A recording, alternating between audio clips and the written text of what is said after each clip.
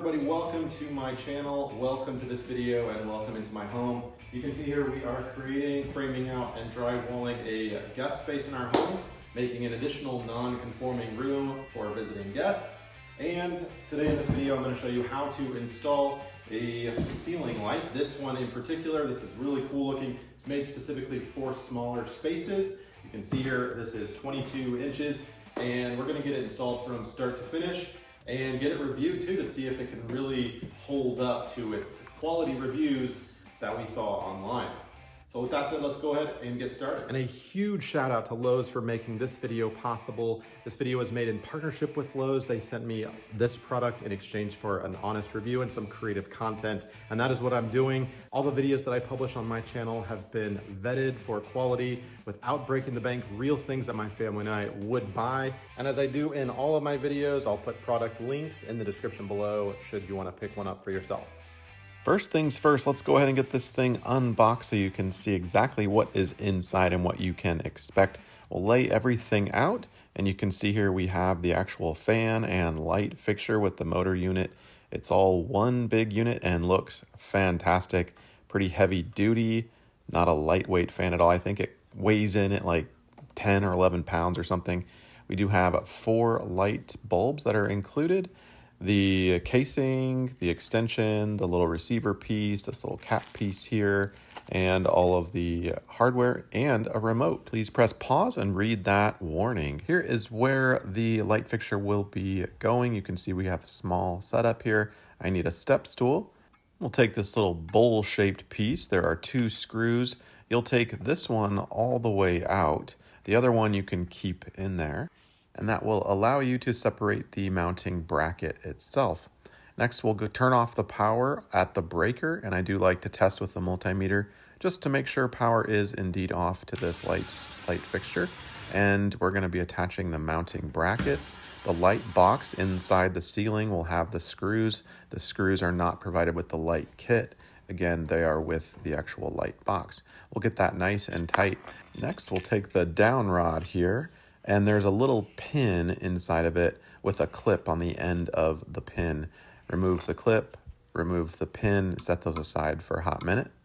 Next, we're going to take the 2 set screws. This is on the actual lighting mount, the fixture itself, at the top of that motor unit, the housing unit. And we just back those off. You don't take them out, just loosen them up, allowing something to slide. You got it. The down rod will be sliding down into that. Next, take the down rod and put it through this little bowl-shaped cover and the little smaller cover right on top of that. Now I've got one hand here, so it's a little tricky. You do need 2 hands for this, but I'll put it upside down just like we did. And then we'll be feeding the black, blue, and white wire from the light unit through the down rod through the other side, just like that. Next, take the down rod and slide it into the top of the motor housing unit and align the hole, and you'll be sliding the pin that we took out just a minute ago through here. Now you need to wiggle it just a little bit because there is the braided cord that is in the way, so you need to kind of wiggle it and push it through and then secure it with the pin just like that. Pretty easy, right?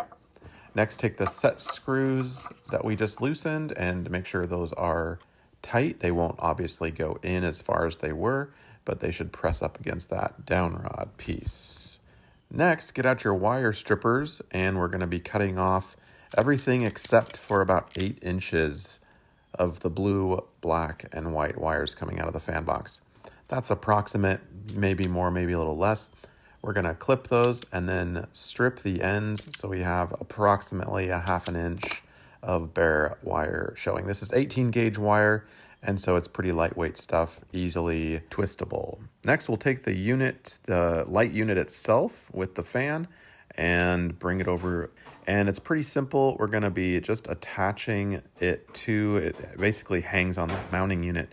And so all of that weight is now relieved. Now pay attention here, there's a slot on the down rod. Can you see that?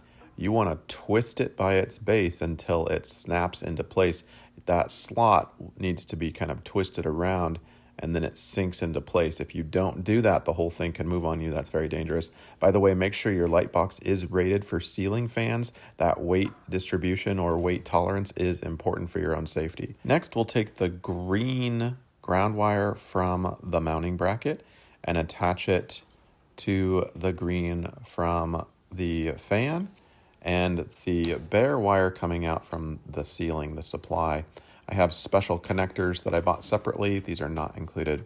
The receiver piece basically is going to kind of slide through like that when we're done with the wire connecting, so keep that in mind. With the ground connected, the blue wires are next. Blue to blue. That's from the light fixture and the receiver.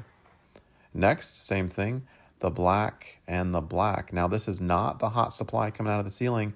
This is the black wire from the light fixture to the black wire from the receiver itself. And this is all in the instruction manual, so read it carefully. And if you're not comfortable with this, hire a licensed electrician. Next, connect the white from the light fixture itself to the white on the receiver, not the supply yet. The white and the black coming out of the ceiling are not connected. You can see them hanging out there. So we're going to connect those two white wires like this. Next, the receiver has a white and a red wire. Those are going to be your hot and your neutrals. Can you see that?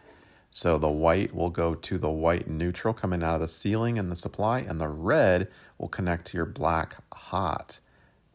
Connect those and then stuff them up into the light box. Make sure your hot and your neutral are kind of the opposite sides of the box. That's what they call for in the instructions. Again, I like these connector pieces because there's not much chance that these are going to come undone as we're stuffing it back up there. And note how the receiver slides into the mounting bracket like that with the slots faced down.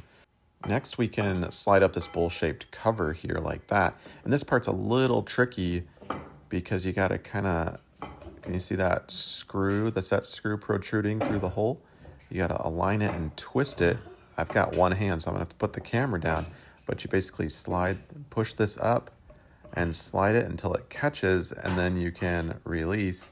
And that allows you access to this other set screw, which you will tighten up. And I recommend a short screwdriver because the regular one is a little bit too long and it's hard to access.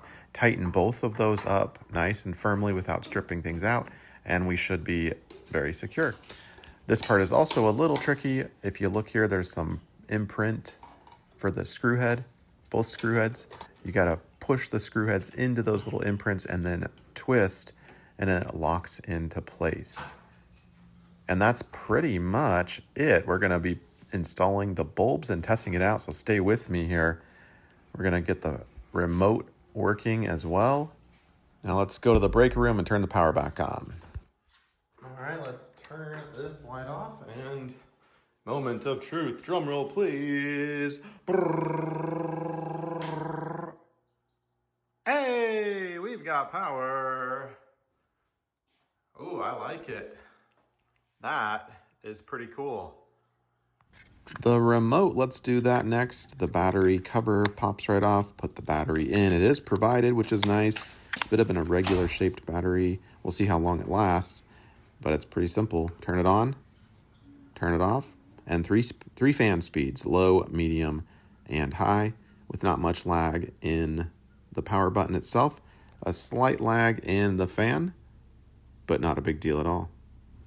Now, so you can hear what it sounds like. It's pretty quiet.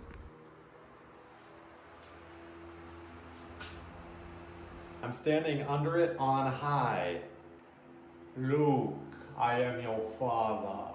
And I'll take a heavy tissue so you can have an idea how much wind is actually being blown. Let me take off my hat. You can see, yeah, no hair, never mind.